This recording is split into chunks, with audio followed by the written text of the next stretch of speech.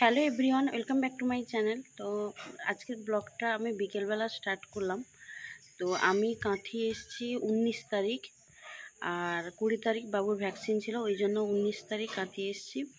এসে বাবুর ভ্যাকসিন দেওয়ার পরে যথারীতি ওর এটা 3 নম্বর ভ্যাকসিন হলো। এবার যথারীতি ওর গায়ে জ্বর, মানে যেমনটা হয় ছোট বাচ্চা। এবার এইবার মানে 3টে ভ্যাকসিন একসঙ্গে পেয়েছে, 2টো পায়ে আর একটা হাতে। তো এই কারণে আর ব্লগ বানানো এইসব কোনো কিছুই হয়ে উঠছে না। তো আমি তো ব্লগ এমনিতেই দিতে পারি না সেভাবে। তো আজকে ভাবলাম ব্লগটা স্টার্ট করি, যেহেতু কোনো রকম ব্লগ শেয়ার করছি না। আর সামনে কিন্তু পরপর বলতে গেলে অনেকগুলো ওকেশানও আছে। তো ভাবলাম এবার ব্লগটা অন্তত স্টার্ট করা যাক। এখন একটু ফ্রি, ও একটু ঘুমোচ্ছে, তাই ভাবলাম ব্লগটা স্টার্ট করি। তো যাই হোক, আজকে বিকেলবেলা এখন থেকেই ব্লগটা স্টার্ট করছি। আজকে হচ্ছে তোমার 22 তারিখ। তো এখন থেকে কি করছি না করছি সবটাই তোমাদের সঙ্গে শেয়ার করব। অনেক কিছুই শেয়ার করার আছে, তো এক এক করে সব শেয়ার করব। তো চলো এখন দেখি কে কি করছে। এদিকে মা দই পিঠে বানিয়েছিল বিকেলবেলা। অ্যাকচুয়ালি দই পিঠে আমাদের জন্য না, যাবে একজন গেস্টের বাড়িতে। তো যাই হোক, এখানে অনেকটা বানিয়েছিল, তার মধ্যে থেকে আমি 2টো নিয়ে খেয়েছিলাম। আর তারপরে এদিকে দেখো সুরুচি পিঠে বানিয়েছিল। এটা কিন্তু খুব ভালো বানায় আর খেতেও বেশ ভালো হয়। তো এটা না এই শীতের সময় গুড় দিয়ে খেতে বেশ ভালো লাগে। এখন তো শীত চলে গেল বলতে গেলে। তো বানিয়েছিল মা, মোটামুটি পাঠানো ছিল একজনের বাড়িতে, ওই যে কারণে। তো আমি ওখান থেকে 2টো নিয়ে খেয়েছিলাম। আর এদিকে মনও এসেছিলো। এখন এই বিকেলবেলা একটু রেডি হয়েছি, যাব বাজারের দিকে। কারণ টুকটাক কিছু জিনিসপত্র কেনার আছে। আর আমি এইবার তো বেশি দিন থাকবো বলেও আসিনি। তো কয়েকটা কাজ আছে, ওইগুলো কমপ্লিট করে আমাকে আবার চলে যেতে হবে। আর যেহেতু বাবুর ভ্যাকসিন হয়েছে, বাবুর শরীরটা ভালো নেই, তো এই কারণে 2টো দিন থেকে যাব, দিয়ে তারপরও শরীরটা একটু ঠিক হলেই ওকে নিয়ে চলে যাব। আর হচ্ছে যে ওকে ডক্টর চেক আপও করিয়ে নিব ভেবেছি। কারণ এখন যেহেতু বাড়িতে থাকছি কন্টিনিউ, তো এতটা দূরও, তো ওকে একবার ডক্টর চেক আপ করিয়ে সমস্ত কিছু কাজ গুছিয়ে তারপর যাব। তো যাই হোক, এখন যে কাজে বেরিয়েছি, যে কাজগুলো আছে ওইগুলো মেটাবো। তো এখন কার সঙ্গে যাব, একা একা বেরোতে ইচ্ছে করছে না এইসব করে। আর সুমিও বাড়িতে নেই, ওর এক্সাম ছিল, ও গেছে কলকাতা। আর তা আজকে বেরোবো মুনকে নিয়ে। তো মুনকে বললাম রেডি হতে, আমি এখন রেডি হয়ে বসছি, ও এলে ওকে নিয়ে বেরোবো। তো কোথায় যাই না যাই সবটাই তোমাদের সঙ্গে শেয়ার করব। তো চলো যাওয়া যাক। অনেক দিন পর একটু সেজেগুজে বেরিয়েছিলাম, নিজেরও ভালো লাগছিল। আর আজকে না হেয়ারটা ওপেন রেখেছিলাম, এত সুন্দর করে হেয়ার কাট করালাম, না ছাড়লে হয়। তো যাই হোক, প্রথমে গেছিলাম সোনা দোকানে, রূপমে গেছিলাম। ওখানে আমি গিয়ে সেরকম পুরোপুরি ভিডিও বানাইনি। তো আমার একটা ছোট্ট কানের ছিল, ওটা ভেঙে গেছিলো, তো ওটা চেঞ্জ করে আমি একটা কানের নিতে গেছিলাম। তো দেখো এই টাপটা না আমার বেশ ভালো লাগছিলো, তার সঙ্গে এই ঝোলা মতো ছোট্ট কানের। তো যাই হোক, আর এই লকেটটা যে দেখছো, এটা হঠাৎ করে দেখে খুব ভালো লেগে যায়।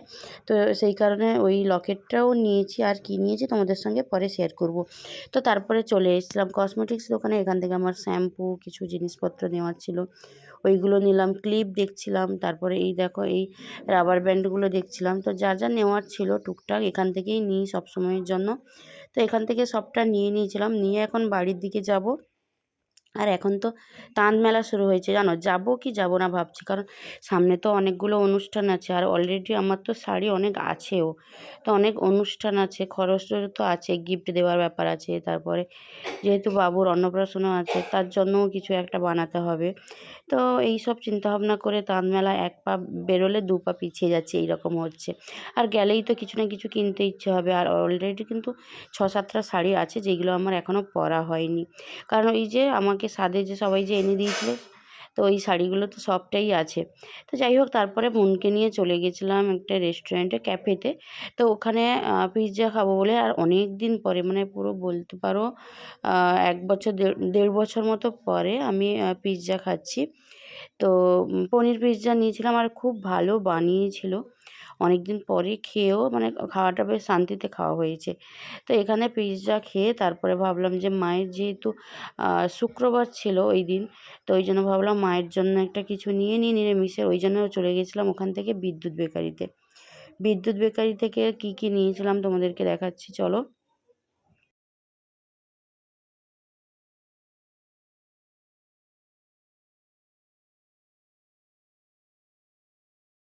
এই যে বিদ্যুৎ বেকারি বললাম, এই জায়গাটা কিন্তু আমার ভীষণই পছন্দের। আগে এটা সেন্ট্রালে ছিল, এখন সেন্ট্রালে আছে, কিন্তু আবার সেকেন্ড একটা দোকান আবার ওপেন করেছে। এখানে না পনিরের যে আইটেমগুলো থাকে আমার ভীষণই ভালো লাগে খেতে। আগে খুব যেতাম কিন্তু এখন আর যাওয়া হয় না। তো এই যে বলছি সামনে অনেক অনুষ্ঠান আছে। ফার্স্ট যেটা আছে সোনাইয়ের বিয়ে। সেটা তোমরা অলরেডি জানো মার্চের ৬ তারিখ সোনাইয়ের বিয়ে। তো আমি এর মধ্যে আবার ভেবেছি বাড়ি চলে যাব, দিয়ে আবার আসবো বিয়ের টাইমে। আর সোনাইকে তো আইবুড়ো ভাত দেওয়া মানে আইবুড়ো ভাত খাওয়ানো হয়নি সেভাবে।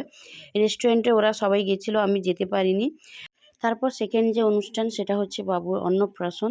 অন্নপ্রাশনের ডেট হয়েছিল মার্চের ১২ তারিখ। তো অনেক চিন্তাভাবনা করে এই ডেটটা করা হয়েছিল। আবার কিছু অসুবিধার জন্য এই ডেটটা না করে আবার ওটা হবে এপ্রিলের ৭ তারিখ।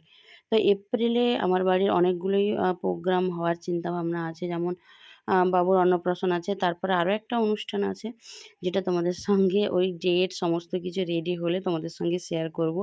তো তোমরা যদি বুঝতে পারো ওটা গেস করবে যে কী অনুষ্ঠান আছে। তো যাই হোক তারপরে বাড়ি চলে এসেছিলাম, আর ওই দিন আর ব্লগ কন্টিনিউ করিনি। পরের দিন সকালবেলা ভাই রেডি হয়েছে, সকাল সকাল যাবে, ওর একটা ট্রেনিং আছে। আর ও দেখো কোথাও এখন বেরোলেই ওকে নিয়ে কিছুক্ষণ খেলে ওর সঙ্গে, তারপরে মোটামুটি ও বেরোয়। আমার ভাইয়ের অ্যাকচুয়ালি ট্রেনিং আছে। ট্রেনিংয়ের আবার কিছুদিন পরে ওর আবার একটা প্রমোশনের এক্সাম আছে। তো ওর হয়ে গেল ৩ বছর মতো হয়ে গেল জব করছে। ও অ্যাকচুয়ালি পাঞ্জাব ব্যাংকে জব করে। আবার এই ফার্স্ট ওর একটা প্রমোশনের এক্সাম। তো ওটা যাতে ভালো করে ক্লিয়ার করতে পারে সেটা আমরা সবাই চিন্তিত। ও মোটামুটি পড়াশোনাও করেছে। আর ওকে দেখো আমি একটা মিনি বডি স্প্রে দিয়েছিলাম। এই ডেনভারের এই মিনি বডি স্প্রেগুলো এখন বেরিয়েছে না, এগুলো কিন্তু বেশ ইউজফুল। মানে কোথাও যেতে হলে ব্যাগে টুক করে নিয়ে নিলে বেশ হলো, অনেক দিনও চলছে। আর আমি ওকে দেওয়ার পর আমি আরেকটা নিয়েও নিয়েছিলাম। তো যাই হোক ও এখন বেরিয়ে যাচ্ছে মোটামুটি। আর এদিকে বাবুর যা শীতের জামাকাপড় ছিল ওইগুলো মা ধুয়ে দিয়েছে অনেকটাই। আরও আছে ওইগুলো ধুয়ে কী বলো তো এবার গুছিয়ে রেখে দিতে হবে। আর পরের বছর তো এইগুলো তো আর পরতে পারবে না। সত্যি ভাবলেও অবাক লাগে, ওই ছোটো বাচ্চাটা আস্তে আস্তে করে বড় হচ্ছে।